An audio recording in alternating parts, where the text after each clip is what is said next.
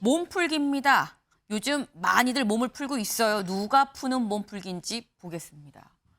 윤, 오찬, 거절, 한동훈 비대위 이어 당직자와 만찬입니다. 한동훈 전 비대위원장 몸을 풀고 있는 것 같다라는 얘기가 나오죠. 왜?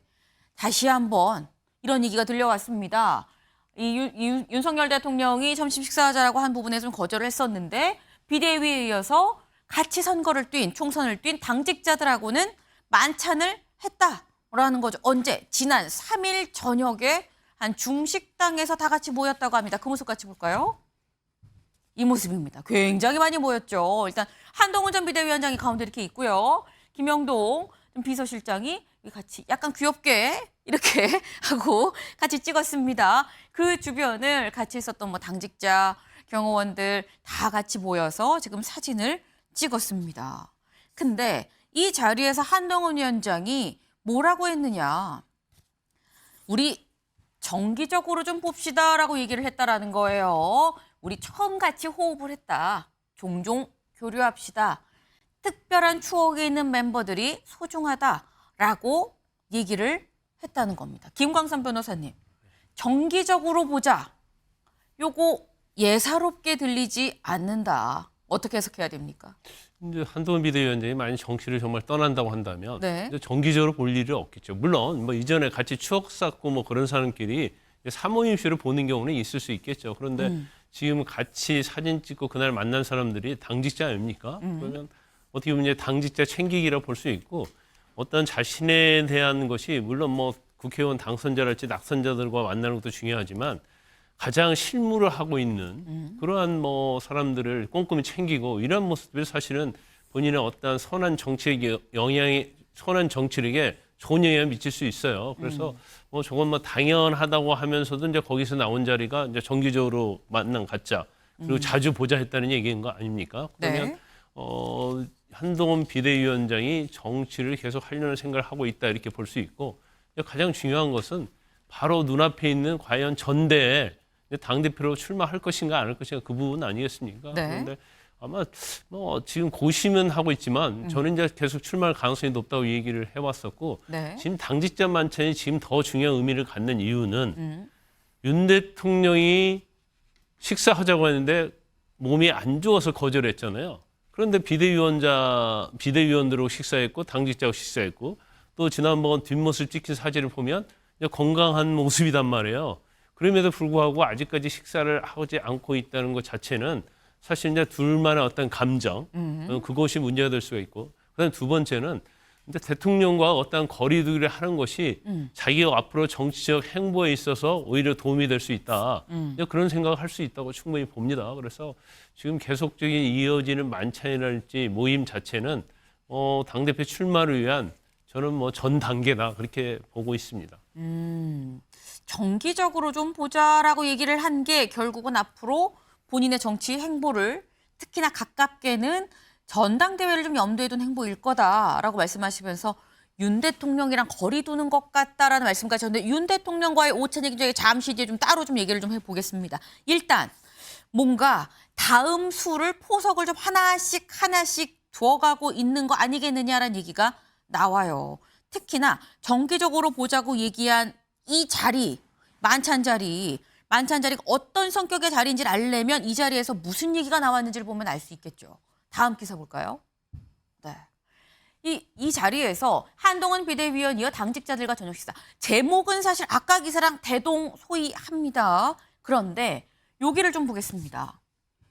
한 전 위원장이 이 자리에서 73년생 한동훈이라는 책을 들고 와서 사인을 요청한 사람도 있었다고 합니다. 그러니까 여기에서 한동훈 비대위원장이 사인을 해주면서 한 얘기가 책이 얼마나 팔렸는지, 저자인 심 교수가 어떤 사람인지 등을 얘기를 하는데 자기와 관련한 트렌드를 면밀하게 체크하고 있다는 인상을 받았다라고 얘기를 했습니다. 주원기 위원님. 네. 사실 우리가 방송에서 얘기를 할 때 한동훈 비대위원장이 본인 뉴스 되게 꼼꼼히 챙겨보는 것 같아요라는 얘기는 한 적이 있어요. 근데 뉴스를 꼼꼼히 챙겨보는 것과 나에 관한 책이 몇 부가 팔리느냐를 물어보는 건 좀 다른 얘기일 수도 있습니다. 이건 어떻게 해석해야 됩니까? 네, 요즘 책이 팔리는 거는 강연하고 또 연결이 돼 있거든요. 그러니까 단순히 책이 팔리는 게 아니라 그 책을 통해서 독서 토론회를 한다든지 네. 아니면 그 책을 가지고 화제성을 갖는다든지 이제 그런 지수를 체크하는 용도로 쓰이기 때문에 73년생 한동훈이라는 책 자체가 사실은 자기가 생각할 때에는 시대 트렌드를 대표하는 책이라고 보고 있고 그 책이 어떻게 보면 자신에게 둘러싸이는 팬덤이 일회적인 건지 아니면 지속적인 건지를 판단하는 바로미터라고 생각이 듭니다. 그래서 아마도 이런 부분들을 조금 더 본능적으로 체크하는 부분이라고 생각이 들고요. 그리고 이제 아까 김관섭 변호사 말씀대로 저는 윤 대통령과 더 확실한 거리두기라고 생각한 거는 SNS를 한동훈 전 비대위원장이 시작을 했는데 네. 그 SNS 용도는 홍준표 시장의 저격에 대한 방어용만 쓰였어요. 근데 만약에 윤 대통령과 식사는 안 했어도 좀 더 화해 제스처를 보인다면 네. 뭐 정부에 대한 염려라든지 정부를 지지한다든지 그런 것들을 우회적으로 말할 수도 있었거든요, 충분히. 그런데 그렇게 하지 않았다는 점은 제가 봤을 때 확실히 거리두기를 한다라고 생각이 들고요. 네. 저는 또 변호사님 말씀과 마찬가지로 전대를 준비하고 있는 포석 중에 하나도 이렇게 트렌드를 체크하는 부분이라고 볼 수밖에 없습니다. 본인 관련해서 쓴 책이 몇 부 팔렸는지는 내 팬덤이 지금 사이즈가 얼마나인가, 좀 믿고 정치를 해도 될까 아닌가, 좀 더 키워야 될까, 요거를 지금 가늠하는 가늠자를 본 거 아니겠느냐라는 말씀을 하셨어요. 그러면서 잠시 뒤에 얘기한다고 했습니다만 계속 지금 윤 대통령과의 오찬 얘기가 살금살금 나오고는 있습니다. 네, 일단 뭔가 이런 얘기를 했다라는 거죠. 근데 여기 밑에 또 있습니다. 이런 얘기도 했다고 해요. 같이 볼까요? 안 전 위원장은 이 자리에서 국회가 있는 여의도가 죄송합니다. 검찰이 있는 서초동과 비슷하더라 라면서 두 곳 다 갈등이 집약된 공간인데 내가 처음 여의도에 왔을 때 받은 인상 중에 하나가 여차하면 저 사람이 나를 한 대 칠 수도 있겠다였다라고 말한 것으로 전해졌다라는 겁니다. 요거 좀 세요.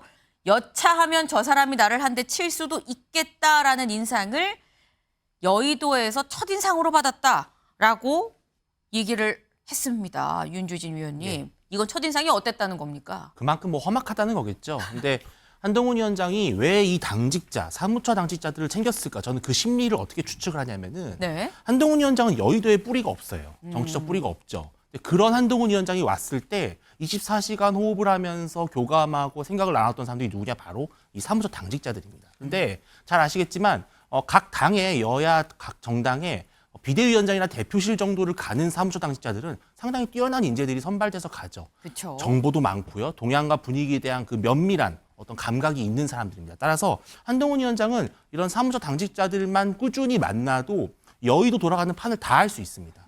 아주 좋은 모임이라고 보이고요. 근데 이제 자기가 이제 총선 패배의 원인이 자신에게 있다라는 그 비판으로부터 아주 자유로울 수만은 없잖아요. 네. 그런 한동훈 위원장 입장에서는 내 책이 얼마나 팔리는지, 내 인기가 이게 거품인지 아니면 지속되는 건지, 내가 전당대회에 나갔다가 혹시라도 미끄러지는 건 아닌지 계속 체크를 해야 됩니다. 그런 용도에 있어서는 이 당직자들과의 저녁 식사는 정말 정기적으로뿐만 아니라 좀 자주 하지 않을까 예상이 됩니다. 이 당직자들이 그냥 당직자가 아니라 총선 이 빅 이벤트에 뽑힌 사람들이다 보니까 여기만 관리 잘해도 당은 어느 정도 좀 장악이 될 수 있는 부분 아니겠느냐는 판단이 있었을 거다라는 말씀을 하셨어요. 김광선 변호사님. 아까 이제 앵커 질문 중에 네. 여의도에 처음 왔을 때 인상 중에 하나가 아차 하면 저 사람이 나를 한 대 칠 수도 있겠다. 그래서 굉장히 자제를 하면서 한 얘기라고 봐요. 지금 공직생활 했잖아요. 네. 공직생활과 정치는 엄청나게 다르죠. 더군다나 이제 정치의 세계 자체는 제가 볼 때 이제 정글되고 하이에나가 우글우글해요. 그래서 좀만 한눈 팔면 바로 잡혀먹히는 그런 세계의 정치인데 아마 본인이 이제까지 어떻게 보면 FM 원칙을 지키면서 살아왔단 말이에요. 근데 정치로 와서 보니까 그런 게 아니다는 거죠. 네. 아마 총선에서 패배한 다음에 더 많이 느꼈을 거예요. 왜냐하면 뭐 일부에서 자기 당 공격을 엄청나게 하잖아요. 아마 그냥 원론적으로 따지면 그동안 고생했다. 뭐 열심히 하자 이런 얘기 나오기를 바랐을 거예요.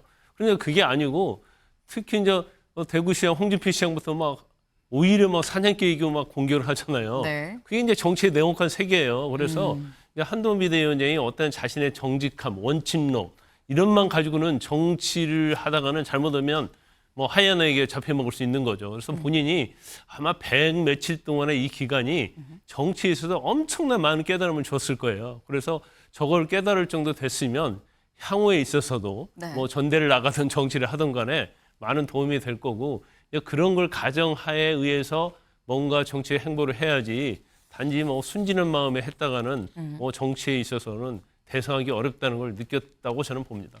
정치라는 정글을 확실하게 한동훈 위원장이 체감을 지난 100여일 동안 한 거 아니겠느냐라는 말씀을 하셨어요. 근데 사실 이 얘기를 지금 만찬 자리에서 한 겁니다. 내 첫인상이 여차하면 저 사람이 날 한 대 칠 수도 있겠다 였었어요 라고 얘기를 했다는 게 근데 이건 첫인상이거든요. 그 다음에 인상이 어땠는지 얘기하지 않았습니다. 여선홍 대변인님. 이 얘기인즉슨 내 첫인상이 이랬는데 역시나 그래요 인 건지 첫인상은 이랬는데 뭐 꼭 그렇지만은 않더라일 수도 있는 거거든요. 지금 뭐 전자의 가능성이 높죠. 지금 예를 들면은 네. 지금 조정은 당선인이 있잖아요. 네. 조정은 당선인이 총선 기간에 한동훈 비대위원장 뭐 저기 국민의힘 대표로 오느냐 마느냐 그때는 한동훈 비대위원장의 약간 오른팔처럼 이렇게 뭐 언론 인터뷰를 측근으로 많이 얘기가 됐죠. 했었거든요.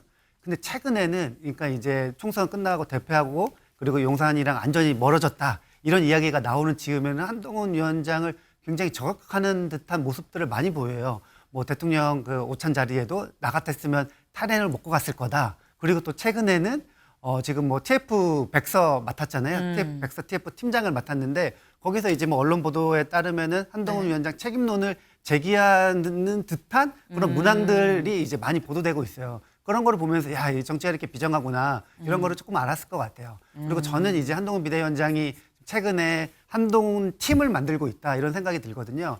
처음에 첫 만찬은 한동훈 위원장이 직접 뽑은 비대위원들 네. 그리고 두 번째 만찬은 한동훈 위원장의 비서실 그러니까 이제 그 위원장실이죠. 비서실 사무처 당직자들과 만나면서 아 이거는 정치는 혼자 하면 안 되겠다. 네. 계속 세력화를 해야겠다 이런 생각을 한 것 같습니다. 그러면서 저 말도 야 이거 여차하면 한테 치겠다. 내 편을 많이 만들어 놔야겠다 이런 생각을 하지 않았을까 생각합니다. 여차하면 한데 맞을 수도 있으니까 내 편을 만드는 한동훈 팀을 만들어가는 과정이다라는 말씀이에요. 이게 단순한 몸풀기가 아니라 한동훈 팀을 만드는 과정이다라고 지금 해석을 하셨습니다. 근데 한동훈 위원장 사실 총선이 끝나고 난 다음에 좀처럼 모습을 드러내지 않았습니다. 저희 아까 그 사진도 그렇고요. 저희가 사진으로 짧게 컷을 좀 보긴 봤지만 실제로 한동훈 전 비대위원장이 모습을 드러낸 경우는 없죠. 근데 지난 좀 저희 달력으로 좀 같이 볼까요? 어떤 일들이 있었냐? 처음에 얘기가 나왔던 게 지난달 16일에 비대위원들하고 만찬을 했다는 소식이 들려왔습니다. 총선 끝나고 첫 일정 아니야? 실제로 참석자들이 얘기하기로는 총선 끝나고 처음 집에서 나왔다라고 하더라라는 얘기가 있었죠. 그게 4월 16일입니다. 그리고 그 뒤에 포착이 됐었던 게 지난 1일, 5월 1일이에요. 도곡동 인근의 한 거리에서 뒷모습만 찍혔습니다. 뒷모습만 찍힌 모습. 자택 인근에 누군가 전화를 하고 가는 그런 모습이었다라는 거죠. 그리고 오늘 저희가 얘기한 지난 3일 저녁에 서울의 한 중식당에서 당직자들, 선거 같이 치른 당직자들하고 만찬을 했다라는 겁니다. 뭔가 하나둘 이제 조금씩 움직이는 것 같아요. 근데 아까 자꾸 얘기가 살금살금 나온 게 있죠. 뭐가 있었냐? 윤 대통령과의 오찬입니다. 지난달 16일이 지나고 19일 아마 금요일이었던 것 같아요. 금요일 날 용산 대통령실에서 연락이 왔죠. 우리 22일 월요일에 점심 같이 합시다 라고 했는데 몸이 안 좋아서요 라고 못했어요. 그게 지난달 16일과 지난 1일 요 사이입니다. 요 사이에서 벌어진 일. 요때 그런 일이 있었는데 그렇다고 한다면 그 뒤로도 지금 자택 인근에서 나와서 걸어가는 것도 보이고요. 저녁도 3시간 반 동안 먹었다 그러고요. 지난 3일 날. 그럼 요때 못한 윤 대통령과의 오찬, 만찬, 티타임이든 뭐든 언제 보는 것이냐. 김광선 변호사님 어떻게 보십니까? 아마 만찬은 한번 할 가능성이 크다 이렇게 봐요. 네. 그렇지 이제 그 당시에 언제가 중요하죠? 그렇죠. 언제 할지는 모르겠는데 아마 전대 전에 할 가능성도 있다고 봐요. 그러니까 뭐 감정이 있고 안 있고를 떠나서 이건 이제 정치인 대 정치인이거든요. 이제 대통령 대 전 비대위원장이기 때문에 네. 이제 한동훈 비대위원장이 한 번은 거절할 수 있지만 그다음에는 오히려 이제 한동훈 비대위원장이 이제 만찬하면 어떻겠습니까라고 제의를 하는 것도 제가 볼 때는 뭐 괜찮다고 보는데 왜냐하면 이제 정치를 해야 하잖아요. 정치라는 것이 감정으로 할 수는 없어요. 거리두기 하는 것은 거리두기고 또 정치는 또 다르다고 볼 수 있거든요. 그래서 지금 사실 어떤 한동훈 비대위원장의 여러 가지 여론에 있어서 어떤 부정적인 그런 것도 네. 윤 대통령 관계가 이제 소원해졌다는 느낌이 들기 때문에 보수층이랄지 그런 층에서 좀 약간 한동훈 비대위원장의 지지를 조금 거두는 그런 것도 있거든요. 이제 그렇기 때문에 뭐 제가 볼 때는 식사는 할 것이다. 뭐 조만간 할 것이라고 보는데 중요한 건 이런 거죠. 지금 윤 대통령 입장에서 보면 네. 지금 총선을 지면서 본인과 가장 사적으로든 공적으로든 적대적인 사람들이 다 국회의원 되고 당대표 되고 그랬단 말이야. 그러면 이런 사람들이 이제 공격이 계속 이어질 거예요. 그럼 이걸 어떻게 막느냐가 중요한데 결과적으로 전위부대를 해줄 수 있는 사람은 국민의힘 당대표, 국민의힘밖에 없단 말이에요. 본인을 지켜줄 사람은. 더군다나 특검이 계속 통과될 거 아닙니까? 네. 더군다나 이제 108석밖에 안 돼요. 그러면 제의를 요구했을 때 사실 이탈표가 많이 생길 수 있고 그럼 고민이 굉장히 많을 거예요. 그럼 결과적으로 한동훈 비대위원장이 당대표가 됐을 때 이 거리두기의 어떤 정도가 어느 정도일 것이냐. 받아들일 건 받아들이고 아닐 건 아닌데 그러면은 사실은 또 대통령실과 관계가 아주 안 좋아질 수 있는 거죠. 그래서 지금의 어떠한 여권의 역학, 정치 역학 구도가 굉장히 힘들면서도 이제 어려운 상황이다 볼 수 있는 거예요. 그래서 아마 한동훈 비대위원장 입장에서도 보면 그렇게 윤 대통령하고 거리는 두되 아주 각을 질 수 없는 그런 상황이 아닌가 싶습니다. 네.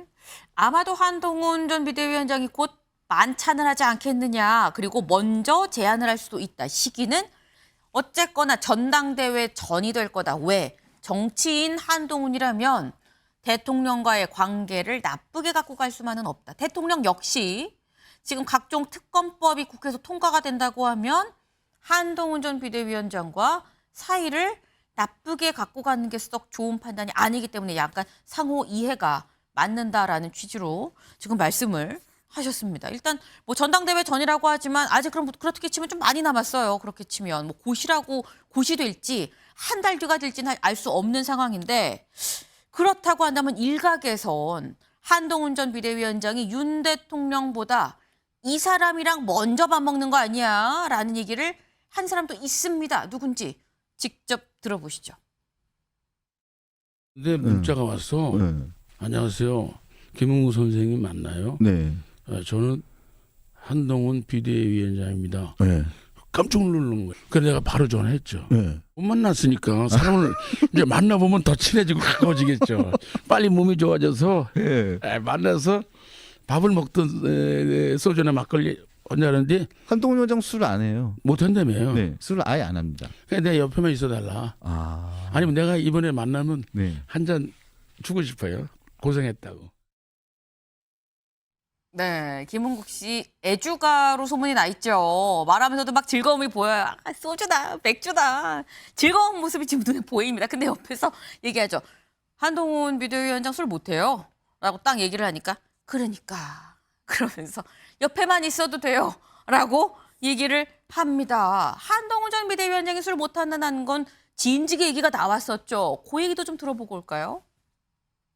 저희는 뭐 짠한 척도 안 해요. 그냥 담백한 사람이고 네. 워딩에 있어서 굉장히 담백하다. 그리고 이렇게 스핀을 걸거나 이게 어떻게 퍼지겠지 이런 고민을 하는 사람이 아니라는 인상을 좀 깊게 받았어요. 제가 아는 한동훈 장관은 담백한 사람이에요. 진짜로. 네. 술도 안 하잖아요. 예. 한 번은 식사를 하는데 제로 콜라 3개. 네. 6캔을 둘이 남자가 먹고 끝냈어요. 아니, 솔직히 이미 맛있는데 어떻게 더 맛있어지냐고. 연기 잘하는데 더 잘하라는 거랑 똑같지. 그걸 네. 남자 둘이 만나서 제로콜라 6캔 먹고 끝냈다. 짠도 안 한다라고 얘기를 했습니다. 근데 여기서 약간 상상이 안 가긴 해요. 윤준신 위원님. 네. 김은국 씨랑 한동훈 전 비대위원장이랑 둘이 만나서 제로콜라 6캔을 마실 것이냐. 어떻게 보십니까? 농담 삼아 말씀드려보면 아까 그랬잖아요. 여의도에서 한 대 맞을 수도 있겠다고. 한동훈 위원장이 이참에 술을 시작할 수도 있지 않을까. 김은국 선생님한테 술을 배운다. 재미삼아 말씀드려보고요. 한동훈 위원장이 저는 김은국 씨도 만날 수도 있는데 네. 저는 또 만날 것 같은 사람들이 있습니다. 누구요? 왜냐하면 원외 수도권 낙선자들을 한번 만나지 않을까 예상을 해보고요. 또 22대 국회가 열리면은 당선인들을 좀 만나지 않을까. 또 아마 이제 한동훈 팬클럽이 만들어질 겁니다. 네. 그 팬클럽도 한번 원 내에서. 그렇죠. 예, 만들어질 것이고 그래서 한동훈 위원장 보폭을 늘려갈 것 같아요. 그런데 황우여 비상대책위원장이 그랬어요. 자기는 관리형이 아니라 그랬거든요. 그 말은 뭐냐면은 꽤 오랫동안 비대위를 할 수도 있다는 얘기입니다. 그렇다면은 황우여 비대위의 기간이 길어지면 길어질수록 네. 사실은 한동훈 위원장은 재등판할 수 있는 명분을 많이 쌓게 됩니다. 그런 점을 봤을 때 네. 한동훈 위원장이 앞으로 조금씩 더 노출을 할 것 같고요. 네. 아까 김강남 변호사님 말씀하셨는데 전대전에 만날 가능성 저도 있다고 보지만 한동훈 위원장은 이렇게 생각할 수도 있을 것 같아요. 어차피 전당대회 끝나면 자연스럽게 만나는 거 아닌가. 아. 예, 왜냐하면 지도부를 불러서 오만찬을 해야 되거든요. 예, 그런 것도 생각하지 않을까 생각합니다. 근데 그렇다고 한다면 여기서 불현듯 드는 생각이 있네요. 전당대회 전에 한동훈 위원장과 윤석열 대통령의 만남의 모습과 그리고 전당대회가 끝나고 만약에 나간다고 한다면 나간 뒤에 지도부가 돼서 당대표가 돼서 대통령을 만난다고 한다면 그때 전후로 전당대회 전후에 만날 때의 한동훈 위원장의 태도는 상당히 달라질 수도 있겠다라는 생각이